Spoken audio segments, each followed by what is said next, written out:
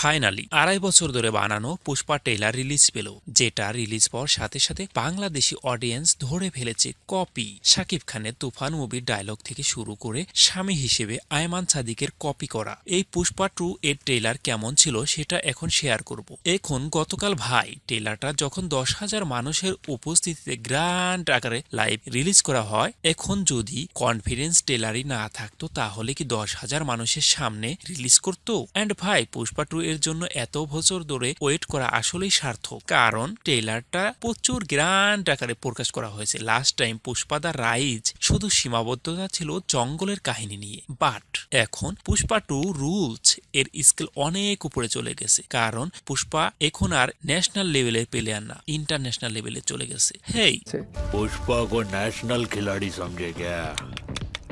International है। ডায়লগটা কেমন যেন শোনা শোনা লাগছে না?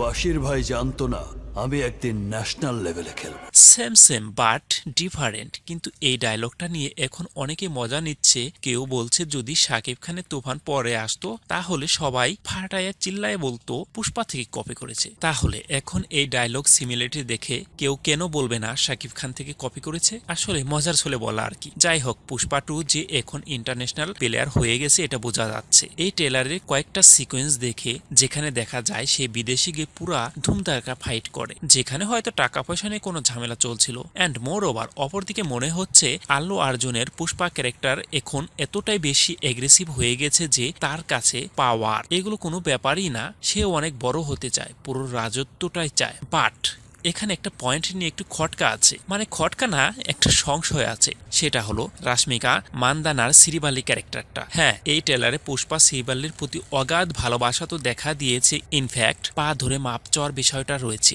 যেটা দেখে অনেকেই বলছে আরে ভাই এ তো দেখে আয়মান সাদিকের মতো স্বামী। অনেক বেশি সরি বলে আমাদের রিলেশনশিপে, টিপ করে স্ট্রেট পা ধরবে, ভাই শেষ করি, আমি শেষ করি, আর let's move on. Second time sorry, third time পায়ে ধরো।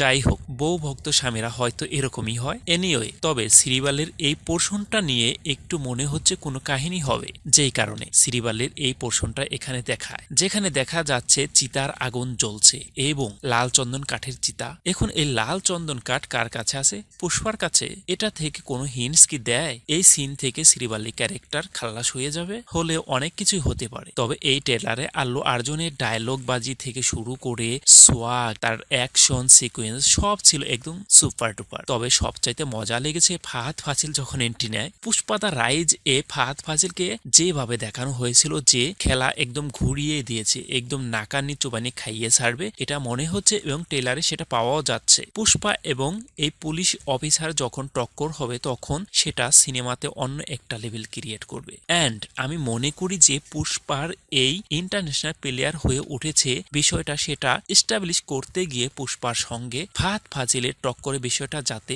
সাইড লাইন না হয়ে যায়। সাইড লাইন হয়ে গেলে কিন্তু বস আর জমবে না। এবং এখানে টক্করের পাশাপাশি ফাইটিং এর পাশাপাশি অ্যাকশনের পাশাপাশি কমেডিও ছিল সেই লেভেলের সিকোয়েন্স বেস। অ্যান্ড অবশেষে বলতেই হয় ট্রেলারটা ছিল মারাত্মক লেভেলের। এবং ডিসেম্বর 5 তারিখে যখন পুষ্পা 2 রিলিজ হবে তখন বক্স অফিস কাঁপাবে।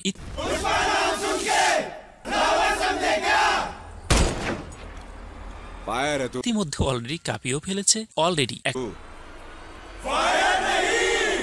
वाइल्ड फायर है। ১৮৫ কোটি রুপির বেশি বক্স অফিস ইনকাম করে ফেলেছে পুষ্পা 2। বক্স অফিসে যখন পুষ্পা 2 আসবে তখন সেটা কোন লেভেলে ইনকাম হবে সেটা আসলে এখন ভাবাই যায় না। পুষ্পা 2 ট্রেলারটা আপনার কাছে কেমন লেগেছে সেটা তো জানাবেনই, আপনি কতটা এক্সাইটেড সেটাও জানিয়ে দিন। আপনার কাছে যদি এই ভিডিওটা ভালো লেগে থাকে তাহলে একটা লাইক করুন এবং কমেন্ট করে যান, এবং চ্যানেলটা সাবস্ক্রাইব করে দিবেন প্লিজ।